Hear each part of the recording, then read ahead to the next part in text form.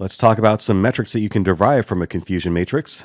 So let's revisit our friend the confusion matrix. Again, in this particular example of one, we have actual values going down the columns and predicted values across the rows. That can be different.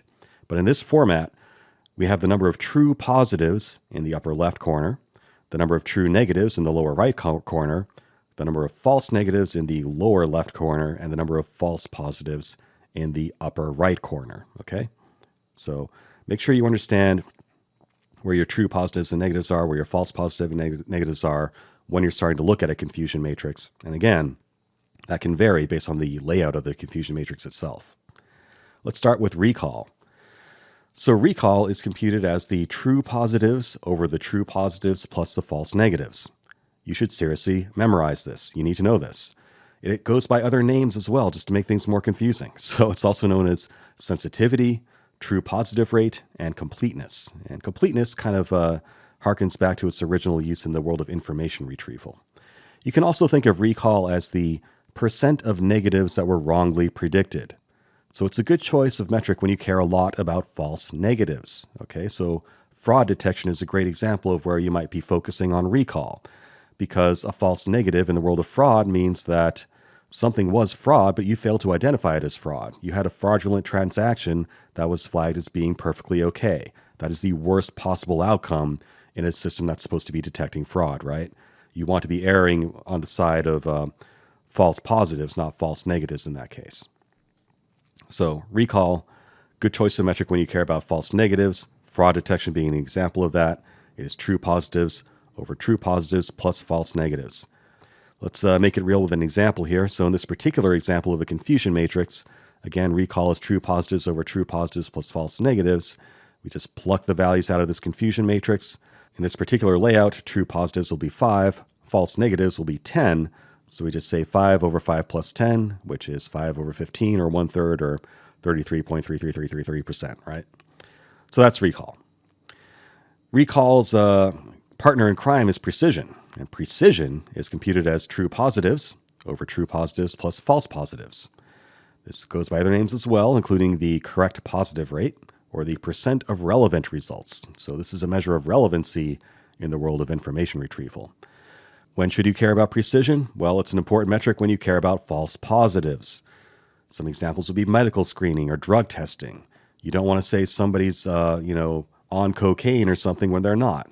That would have like really bad effects on their life and career and stuff, right? So again, precision when you care about false positives more so than false negatives.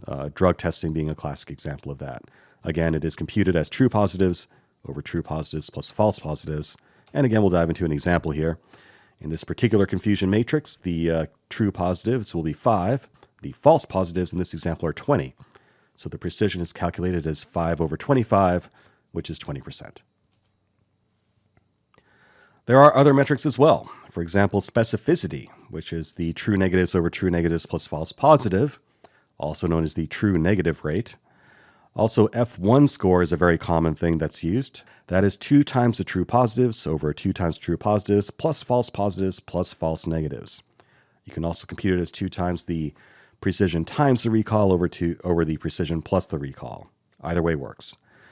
Mathematically, it is the harmonic mean of precision and sensitivity. So if you care about precision and recall, remember, recall and sensitivity are the same thing, F1 score is a metric that balances the two. If you know that your model doesn't just care about accuracy alone and you want to capture both precision and recall, F1 score can be a way of doing that. But, in the real world, you're probably going to care about precision or recall more so than the other. So it really pays to think about what you care about more.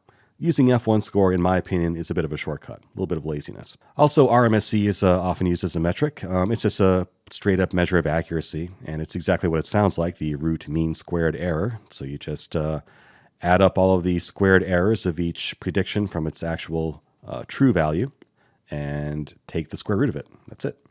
So it only cares about right and wrong answers. It doesn't get into the nuances of precision and recall. So if all you care about is accuracy, RMSE is a common metric used for that. Another way of evaluating your models is the ROC curve. That stands for Receiver Operating Characteristic Curve.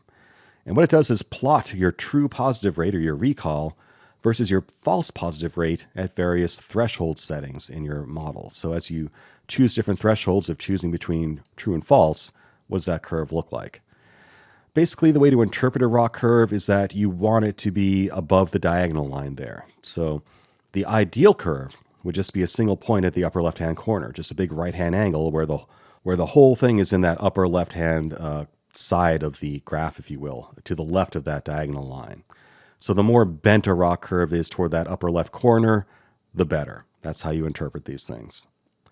We can also talk about the area under the curve, which is the area under the ROC curve, exactly what it sounds like. So you can actually interpret that value as the probability that a classifier will rank a randomly chosen positive instance higher than a randomly chosen negative one. So an AUC of 0.5 would be what you'd expect to see if you were at that diagonal line, right? So if you actually had the area underneath that diagonal line where things are no better than random, that turns out to be an area of 0.5, right? So that kind of makes sense.